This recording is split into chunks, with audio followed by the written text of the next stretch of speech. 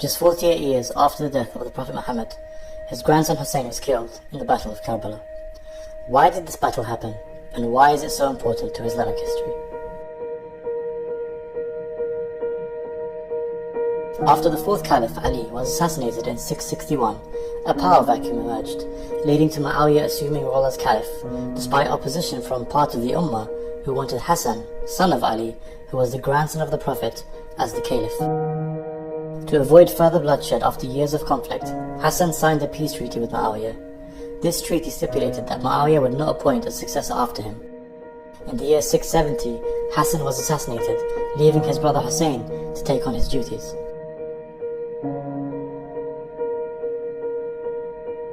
The treaty was breached when Muayyad named his son Yazid his successor in 680, beginning the Umayyad dynasty. Yazid spread his power through corruption, bribery, and the use of violence. To legitimize his rule, Yazid demanded allegiance from Hussain. Hussain refused, as Yazid was openly corrupt and known to be brutal. Hussain was forced to flee Medina under threat of imprisonment and assassination. He had received thousands of letters from Kufa, Iraq, pledging support for an uprising against Yazid. Of his refusal to pay allegiance, he said, "I am ready to fight for the sole goal of seeking the reform of the Ummah of my grandfather, the Prophet of Allah.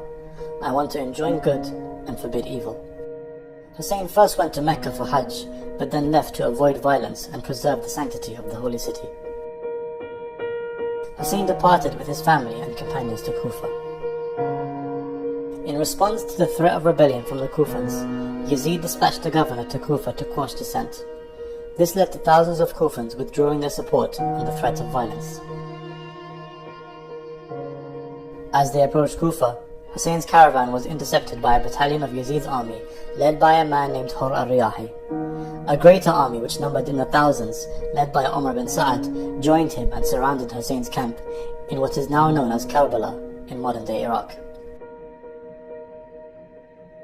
The army cut off access to water for Hussain and his family, leaving the men, women and children to suffer from days of thirst in Iraq's blistering desert heat. The army demanded allegiance from Hussain, threatening him with death. Despite all the odds, Hussain refused to back down. On the night before the battle, Hussain told his companions that they were free to leave, but they pledged to stand beside him in the face of certain defeat.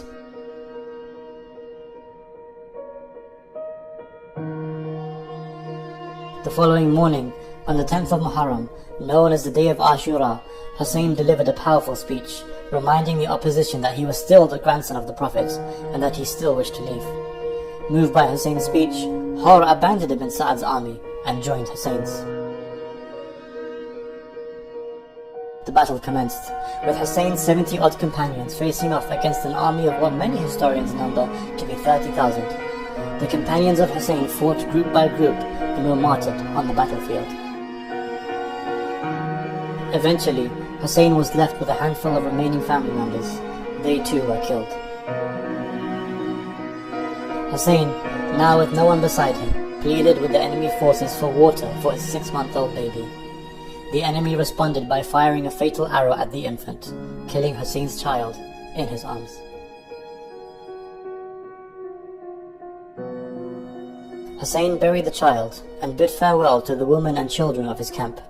He fiercely charged into the battlefield, where, after fighting valiantly, eventually fell from his horse and was surrounded by the enemy soldiers. The grandson of the Prophet was brutally attacked from all sides and beheaded.